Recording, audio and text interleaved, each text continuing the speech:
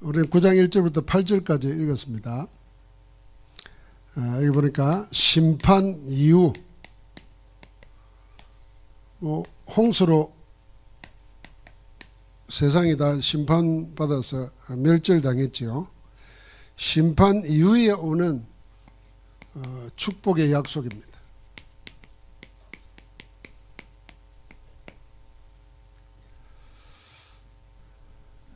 오늘 이 본문에 보니까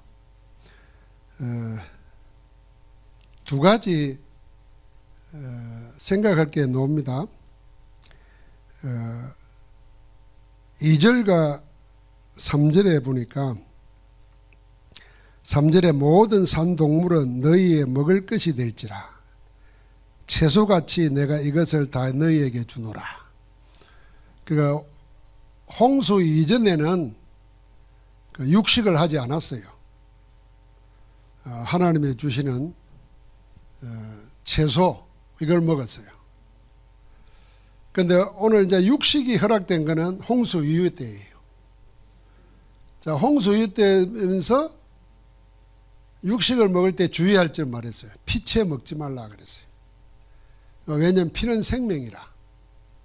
그러면서 다른 사람의 피를 흘리면은 그 사람의 피도 흘릴 것이라 하면서 6절에 했습니다. 하나님이 자기 형상대로 사람을 지으셨습니다. 여기서 천부인권이 나온 거예요.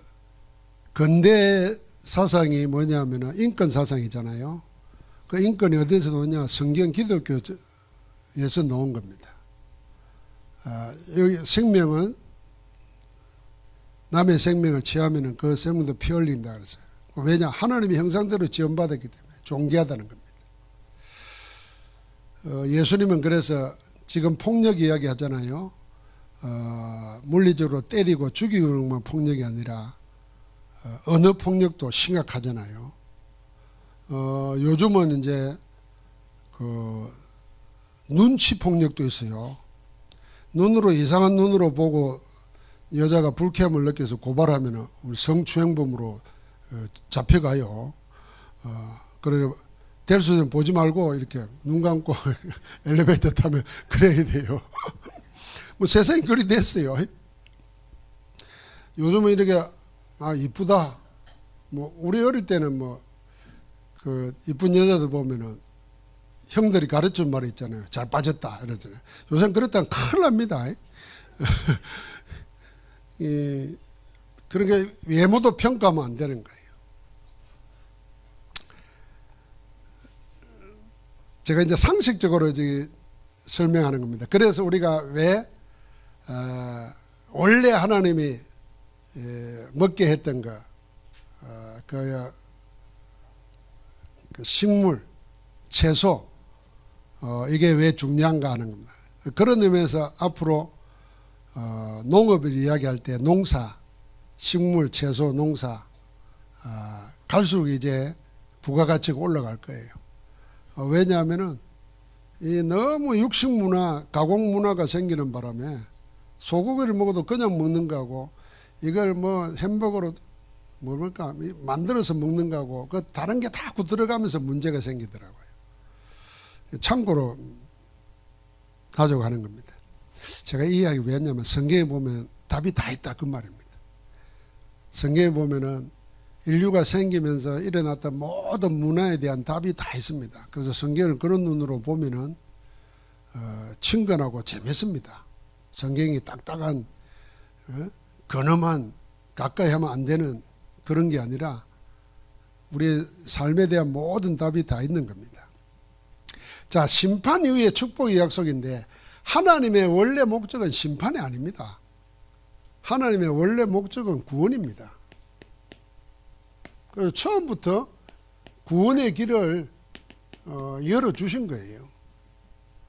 그런데 이 하나님의 구원의 길을 등한시했습니다. 소홀히 했습니다.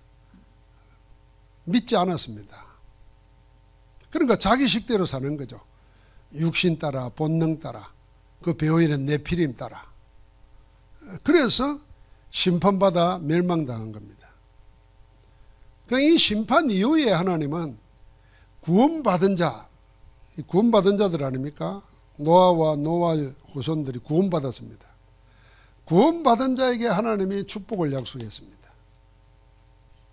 그래서 오늘 우리가 그 새가족 양육 교제할 때 구원론에 구원의 축복을 이야기했습니다. 하나님이 우리에게 주실 수 있는 모든 것은 구원이라는 그릇 안에 다 담아 주셨습니다. 이게 그리스도잖아요. 구원의 축복입니까? 예수 그리스도에서 우리의 신분이 달라졌습니다.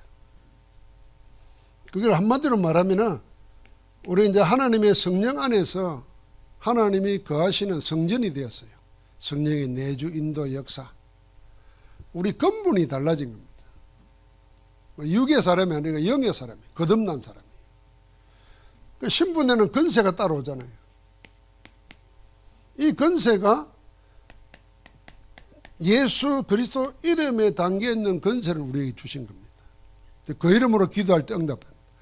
그 이름으로 명령할 때 허감이 결박됩니다. 그 이름으로 하나님이 천군천사를 동원하여 하나님 나라의 일을 이루십니다. 그 이름 전가하라고 세계복음할수록 함께 하신다 그랬습니다. 그러니까 이 네 가지 권세가 주어졌어요. 그러면서 우리에게는 영원한 보장이 되는 게 있습니다. 그게 하늘나라 시민권입니다. 성삼위 하나님의 보좌의 축복으로 우리의 배경이 되시는 겁니다. 이걸 배경으로 당당하게 살아라는 거예요. 그래서 세상 살아가는데 문제 없을 수 없어. 왜? 육신 가지고 세상 임금 있고 우리는 연약해. 그래서 살 수 있도록 권세를 주신 거예요. 충분히 그럴 수 있게 되었다면 우리 신분이 바꿔졌어요. 누구요? 은혜로 그리스도로. 그 문제는 이 구원의 축복을 누리는 겁니다. 누리는 거.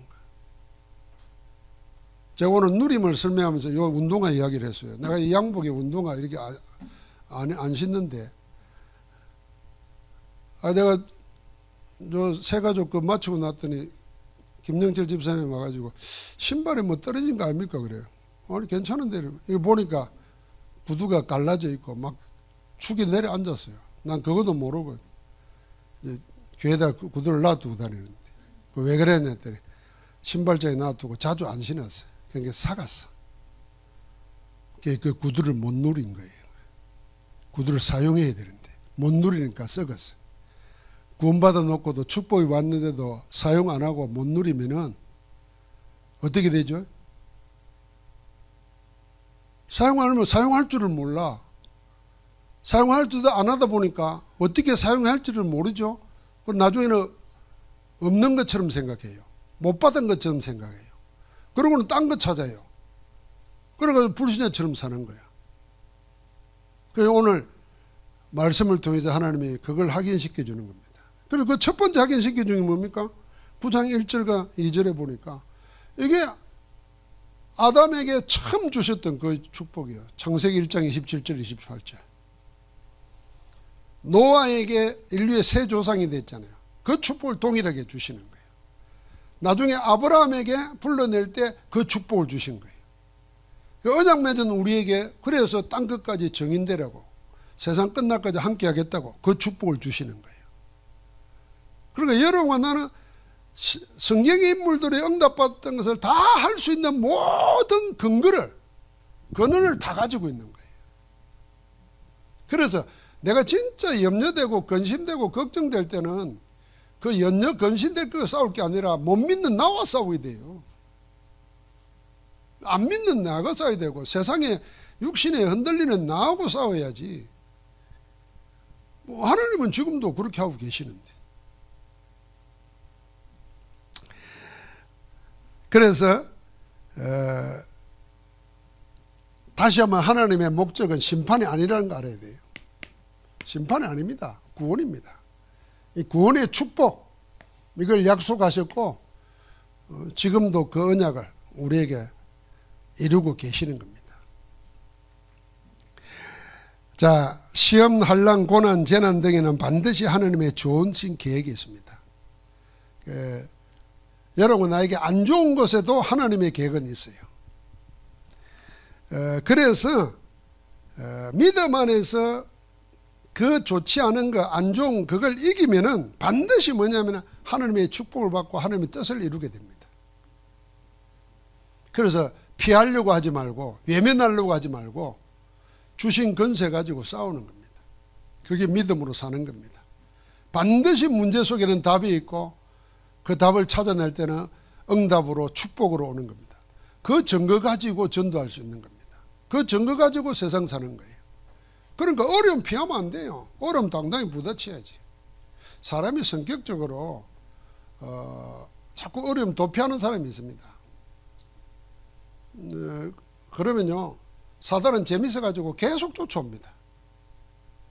계속 쫓아와요.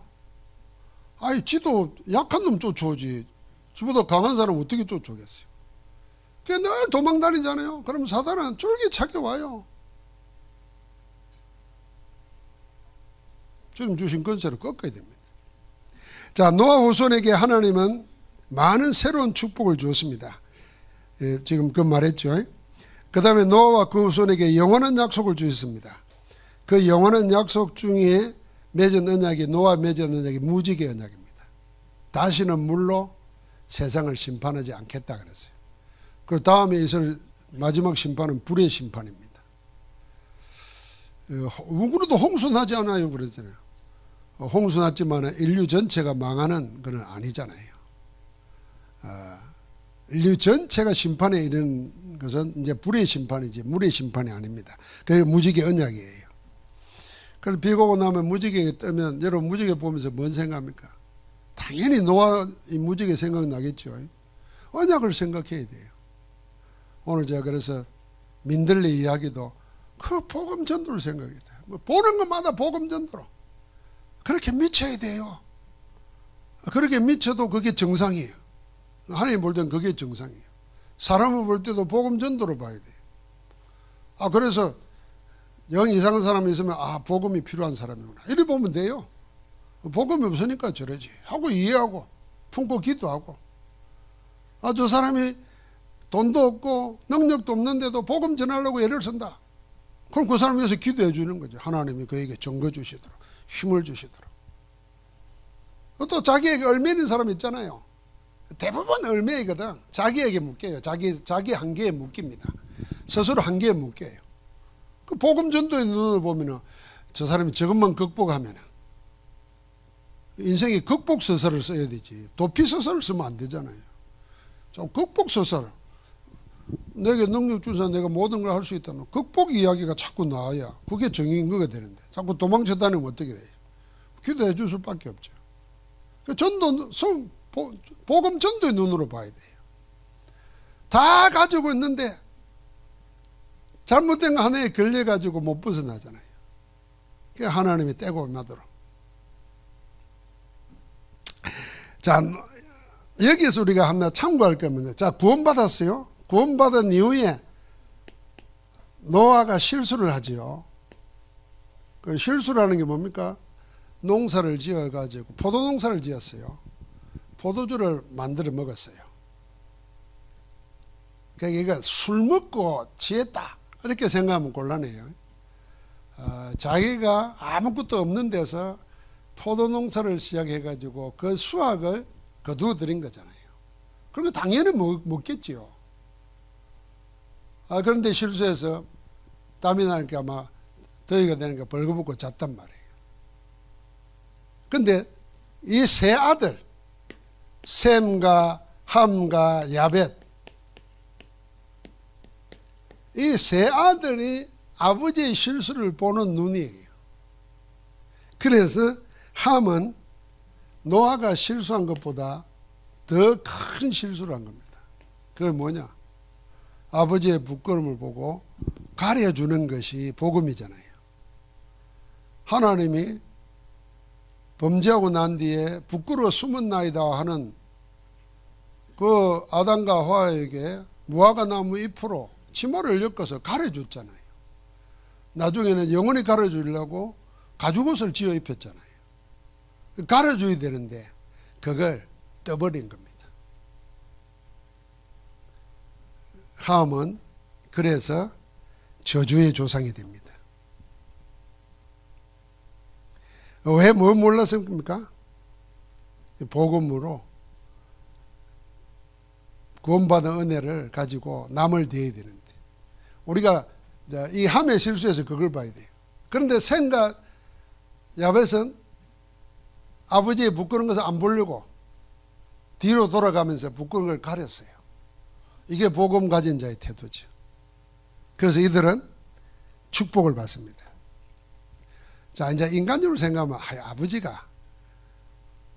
아버지가 아들이 그랬으면 실수했으면 그냥 나무라면 되지. 또 당연히 안 걸 가지고 그래. 이게 이제 우리가 노아를 보는 눈입니다. 노아를 인간적으로만 보는 거지 하나님이 노아를 통해서 메신저로 세운 겁니다. 우리 전체에게 메시지를 주는 겁니다. 그러니까 아버지 노아가 아니고 노아를 통해서 하나님이 하시는 일을 봐야 되는데 그걸 못 보는 거예요. 그래서 인간적으로만 보는 겁니다. 우리가 신앙생활하면서 거의 여기에 걸립니다.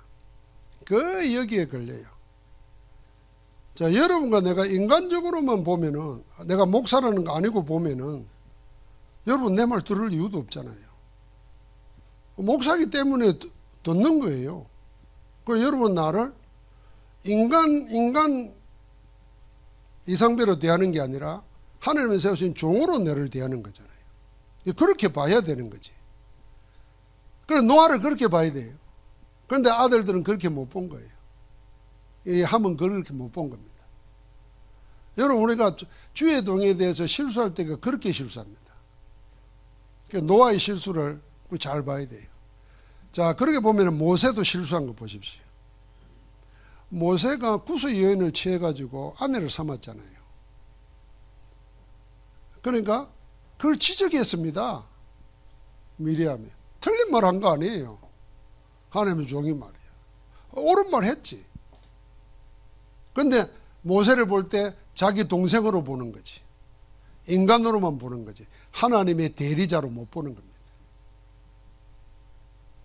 그러니까 미리암이 문둥병자가 된 거예요. 우리가 그런 눈으로 보면은 우리가 함부로 말하는 거, 함부로 판단하는 거, 함부로 정죄하는 거 참 조심해야 됩니다. 이게 구원받은 자의 축복 속에서 노아의 실수와 함의 실수 이걸 통해서 우리가 배워야 될 게 뭔가를 찾아야 됩니다. 그래서 여러분과 나는 항상 모든 것을 5가지 절대 속에서 봐야 돼요. 자, 하나님의 절대 계획이 있습니다. 우리는 몰라도 하나님의 모든 것에는 하나님의 계획이 다 있습니다. 또 구원받은 자에게 일어나는 모든 일에도 하나님의 계획이 다 있습니다. 그 하나님의 계획은 하나님의 절대 주권을 가지고 행하십니다. 하나님의 뜻을 이루십니다. 그러면은 그럼 하나님 마음대로네. 절대 주권을 그럼 하나님 마음대로니까 나는 할 것 없네. 그렇게 생각하면은 하나님의 절대 계획을 못 본 자예요. 하나님의 절대 계획을 보면은 그것이 내게 절대 언약으로 잡혀야 돼요. 이건 조건이 아니에요. 절대로 잡으면은 그 속에서 나는 되어지는 길을 가는데 될 수밖에 없는 길을 인도받아 가는 겁니다. 그게 절대의 여정이에요. 그 속에 하나님이 이루시는 목표가 있습니다. 절대 목표. 합력하여 선을 이루게 하시고 모든 사람이 진리를 알고 구원받도록 하시는 겁니다. 그 일을 이루기 위해서 여러분과 나를 400년 노예와 같은 히브리 노예들을 유월절 피로 건져내듯이 그리스도의 피로 우리를 불러내신 겁니다. 출애굽기 보면은 독수리 날개로 업어서 왔다 그랬고 나중에 보면 왕벌을 보내서 애굽을 쳤다는 말도 나와요. 그러니까 이건 사람이 할 수 없는 하나님의 방법과 능력으로 우리를 자녀 삼아서 보물로 삼으신 거예요. 그럼 뭐 때문에 그랬겠습니까? 계획이 있을 거 아니에요. 그 일을 우리가 하는 게 아니라 하나님이 절대 주권을 갖고 행하고 계시는데 그 속에 내가 있도록 하는 겁니다. 관계 속에 있는 거예요. 그럼 언약이에요, 그냥. 그걸 안 놓쳐야 되는 거죠. 다시 한번 정리를 하면 하나님의 목적은 심판이 아닙니다. 구원입니다. 구원받은 자에게 모든 것을 담아서 축복으로 주시는데 이제는 그걸 언약으로 붙잡고 누려야 됩니다. 그 누림을 통해서 지금도 하나님은 세계를 살리고 있습니다. 우리가 거기에 부름받은 자다. 축복을 찾아서 오늘도 언약을 품고 기도해야 되겠습니다. 하나님 감사합니다. 성령 안에서 온전한 인도를 받으며 구원의 축복을 24, 25 영혼으로 누리며 매일 매시 매사 누리며 삼집중으로 누리는 정인되게 하옵소서. 주 예수 그리스도 이름으로 기도합니다. 아멘.